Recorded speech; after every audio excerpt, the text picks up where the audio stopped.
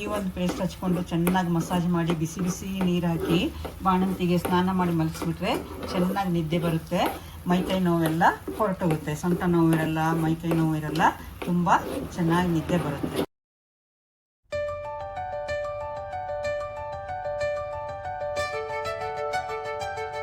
ಬಾಣಂತಿ ಹಸಿ ಮೈಗೆ ಹಚ್ಚಿ ತಿಕ್ಕಿ ಒಂದು ಮಸಾಜ್ ಮಾಡಿ ಸ್ನಾನ ಮಾಡಿಸ್ಲಿಕ್ಕೆ ಬೇಕಾಗಿರೋ ಈ ಪೇಸ್ಟು. ಇದಕ್ಕೆ ಬೇಕಾಗಿರೋ ಸಾಮಗ್ರಿಗಳು: ಒಂದು 150 ಗ್ರಾಮು ಅರಿಶಿಣದ ಬೇರು, 2 ಬಜೆ ಬೇರು, ತೊಳೆದು ಇಟ್ಕೊಂಡಿರೋವಂಥ ಬೇವಿನ ಎಲೆ, ಅದರ ಜೊತೆಗೆ ತೆಂಗಿನ ಎಣ್ಣೆ. ಈ ಎಲ್ಲ ಸಾಮಾನುಗಳನ್ನು ಸೇರಿಸ್ಕೊಂಡು ನಾವು ಒಂದು ಪೇಸ್ಟನ್ನು ತಯಾರಿಸಿಟ್ರೆ ಬಾಣಂತಿಗೆ ಸ್ನಾನ ಮಾಡಿಸ್ಲಿಕ್ಕೆ ತುಂಬ ಚೆನ್ನಾಗಿರುತ್ತೆ. ಅರಿಶಿಣದ ಕೊಂಬನ್ನು ರಾತ್ರಿ ನೀರಲ್ಲಿ ಹಾಕಿ ನೆನೆಸಿಡಬೇಕು. ಅದು ನೆನೆಸಿಟ್ಟಿದ್ದು ಈ ರೀತಿಯಾಗಿ ಆಗಿರುತ್ತೆ. ಇದನ್ನು ರಾತ್ರಿ ನೆನೆಸಿಟ್ಟಿದ್ದೆ, ಈ ರೀತಿಯಾಗಿ ಇದು ಉಬ್ಕೊಂಡಿದೆ. ಇದನ್ನು ನಾವು ಮಿಕ್ಸರಿಗೆ ಹಾಕಿ ರುಬ್ಕೊಳ್ಬೇಕಾಗುತ್ತೆ. ಇದನ್ನೆಲ್ಲ ನಾವು ಮೊದಲು ಜಜ್ಜಿಕೊಂಡು ಮಿಕ್ಸರಿಗೆ ಹಾಕ್ಕೊಳ್ಳೋಣ. ಕೆಲವೊಂದು ಬೇರು ಸ್ವಲ್ಪ ಗಟ್ಟಿ ಇದೆ, ಜಜ್ಜಿಕೊಂಡು ಮಿಕ್ಸರ್ಗೆ ಹಾಕ್ಕೊಂಡ್ರೆ ಚೆನ್ನಾಗಿ ಪುಡಿ ಆಗುತ್ತೆ.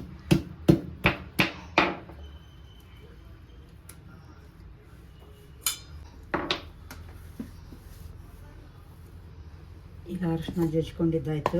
ಓಕೆ, ಇದಕ್ಕೆ ಏನೇನು ಹಾಕ್ತೀರಾ ಈಗ? ಇದು ಬಜೆ ಬೇರು ಹಾಕ್ಕೊಂಡಿದ್ದಿದೆ ನೆನೆಸಿದ್ದು. ಆಮೇಲೆ ಅದ್ರ ಜೊತೆಗೆ ತೊಳೆದು ಇಟ್ಕೊಂಡಿರೋಂಥ ಬೇವಿನ ಸೊಪ್ಪನ್ನ ಇದ್ರ ಜೊತೆಗೆ ಹಾಕೊಳ್ಬೇಕು. ಬೇವಿನ ಸೊಪ್ಪು ಏನಕ್ಕೆ ಹಾಕ್ತಾ ಇರೋದು? ಇದು ಅಷ್ಟೇ ಕಹಿ ಇರುತ್ತೆ, ಬಾಣಂತಿ ಹಸಿ ಮೈ, ಅದಕ್ಕೆ ಇದನ್ನ ಕಹಿಯಾಗಿರೋ ಬೇವಿನ ಎಲೆ ಹಚ್ಚೋದ್ರಿಂದ ಇದು ಬಾಣಂತಿಗೆ ಉಪಯೋಗ ಆಗುತ್ತೆ. ಇದೇ ನೆನೆಸಿಟ್ಕೊಂಡಿರೋ ನೀರೇ ಇದೆ, ಇದನ್ನು ವೇಸ್ಟ್ ಮಾಡಬಾರ್ದು. ಇದನ್ನ ಹಾಕೊಂಡು ಮಿಕ್ಸಿಯಲ್ಲಿ ಹಾಕೊಂಡು ಚೆನ್ನಾಗಿ ರುಬ್ಕೊಳ್ಳಿ.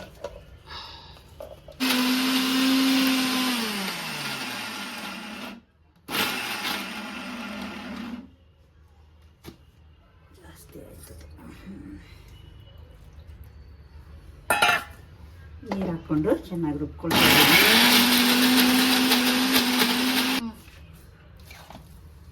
ನೋಡಿ ರುಬ್ತಾ ಇದ್ದೀನಿ. ಇದು ಗಟ್ಟಿ ಇದೆ, ಇನ್ನೊಂದು ಸ್ವಲ್ಪ ನೀರು ಹಾಕ್ಕೊಂಡು ನುಣ್ಣಗೆ ರುಬ್ಕೋಬೇಕು.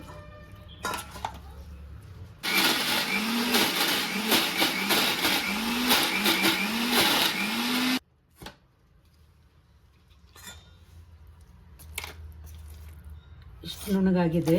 ನೀವೆಷ್ಟು ನುಣ್ಣಗೆ ರುಬ್ಕೊಳ್ತೀರೋ ಅಷ್ಟು ಬಾಣಂತಿಗೆ ಮೈಗೆ ಹಚ್ಚಲಿಕ್ಕೆ ಚೆನ್ನಾಗಿರುತ್ತೆ. ಇನ್ನೊಂದು ಸ್ವಲ್ಪ ನುಣ್ಣಗೆ ಮಾಡ್ಕೊಳ್ಳಿ.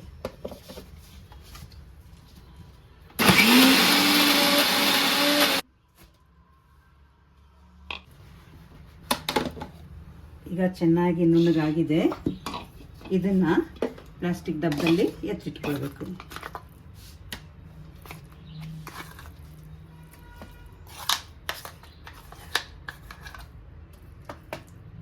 ನುಣ್ಣಗೆ ರುಬ್ಕೊಂಡಾಯ್ತು. ಇದನ್ನು ಒಂದು ಡಬ್ಬದಲ್ಲಿ, ಪ್ಲಾಸ್ಟಿಕ್ ಡಬ್ಬದಲ್ಲಿ ಹಾಕಿಟ್ಟಿದ್ದಿದೆ. ಇದನ್ನು ನಾವು ಫ್ರಿಜ್ನಲ್ಲಿ ಎತ್ತಿಟ್ಬಿಟ್ರೆ ಡೈಲಿ ಒಂದಿಷ್ಟು ತಗೊಂಡು ಎಣ್ಣೆ ಜೊತೆಗೆ ಬಿಸಿ ಮಾಡಿಕೊಂಡು ಬಾಣಂತಿಗೆ ಹಚ್ಚಲಿಕ್ಕೆ ಆಗುತ್ತೆ. ಇಷ್ಟು ಪೇಸ್ಟ್ ಒಂದು 8 ದಿನ ನಿಮಗೆ ಸ್ನಾನ ಮಾಡಿಸ್ಲಿಕ್ಕೆ ಆಗುತ್ತೆ.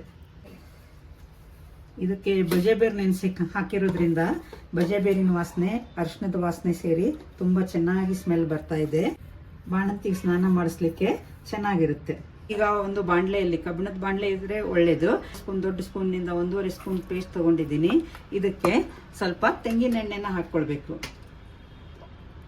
ನೋಡಿ, ತೆಂಗಿನ ಎಣ್ಣೆ ಮೈಗೆ ಮಸಾಜ್ ಮಾಡ್ಲಿಕ್ಕೆ ಚೆನ್ನಾಗಿರುತ್ತೆ. ಎಣ್ಣೆನ ಹಾಕೊಂಡಿದ್ದನ್ನ ಮಿಕ್ಸ್ ಮಾಡ್ಕೊಂಡಿದ್ದಿದೆ.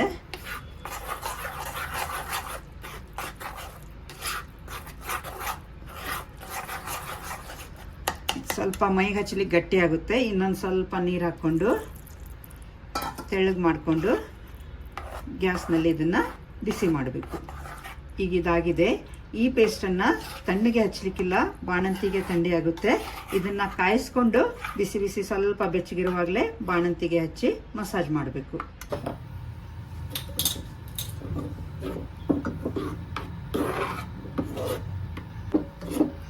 ಬಾಣಂತಿಗೆ ಹಸಿ ಮೈಗೆ ಈ ಥರ ಪೇಸ್ಟ್ ಹಚ್ಚೋದ್ರಿಂದ ತುಂಬ ಉಪಯೋಗ ಆಗುತ್ತೆ. ಏನು ಉಪಯೋಗ ಆಗುತ್ತೆ? ಇದು ಒಂಥರ ಆಂಟಿಬಯೋಟಿಕ್ ಥರ. ಬಾಣಂತಿ ಮೈ ಹಸಿಯಾಗಿರುತ್ತಲ್ಲ, ಅದಕ್ಕೆ ಪ್ರೊಟೆಕ್ಷನ್ ಅಂತ ನಾವು ಇದನ್ನು ಎಣ್ಣೆ ಅಷ್ಟೇ ಮಸಾಜ್ ಮಾಡ್ತಿರ್ತೀವಿ. ಎಣ್ಣೆ ಜೊತೆಗೆ ಅರಿಶಿನ ಮತ್ತು ಬೇವಿನೆಲೆ ಮತ್ತು ಬಜೆ ಬೇರು ಹಾಕೋದ್ರಿಂದ ಮಗುಗೆ ತಂಪು ಆಗಲ್ಲ. ಬಜೆ ಬೇರು ಒಳ್ಳೆಯದು.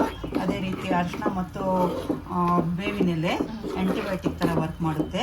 ಬೆನ್ನು ನೋವು, ಮೈಕೈ ನೋವು, ಸೊಂಟ ನೋವು ಎಲ್ಲ ಇದ್ದರೆ ಇದನ್ನು ಹಚ್ಚಿ ಚೆನ್ನಾಗಿ ಮಸಾಜ್ ಮಾಡಿ ಸ್ನಾನ ಮಾಡೋದ್ರಿಂದ ಕಡಿಮೆ ಆಗುತ್ತೆ. ಈ ಒಂದು ಪೇಸ್ಟ್ ಹಚ್ಕೊಂಡು ಚೆನ್ನಾಗಿ ಮಸಾಜ್ ಮಾಡಿ ಬಿಸಿ ಬಿಸಿ ನೀರು ಹಾಕಿ ಬಾಣಂತಿಗೆ ಸ್ನಾನ ಮಾಡಿ ಮಲಗಿಸ್ಬಿಟ್ರೆ ಚೆನ್ನಾಗಿ ನಿದ್ದೆ ಬರುತ್ತೆ, ಮೈಕೈ ನೋವೆಲ್ಲ ಹೊರಟೋಗುತ್ತೆ. ನಿಮ್ಮ ಮನೆಯಲ್ಲಿ ಬಾಣಂತಿಯರಿದ್ದರೆ ಈ ಒಂದು ಉಪಯುಕ್ತವಾದ ಪೇಸ್ಟನ್ನು ಮಾಡಿ ನೋಡಿ, ತುಂಬಾ ಉಪಯೋಗ ಆಗುತ್ತೆ. ಈ ವಿಡಿಯೋ ಇಷ್ಟ ಆದರೆ ಲೈಕ್ ಮಾಡಿ, ಶೇರ್ ಮಾಡಿ, ಕಾಮೆಂಟ್ ಮಾಡಿ, ಸಬ್ಸ್ಕ್ರೈಬ್ ಮಾಡಿ. Thank you.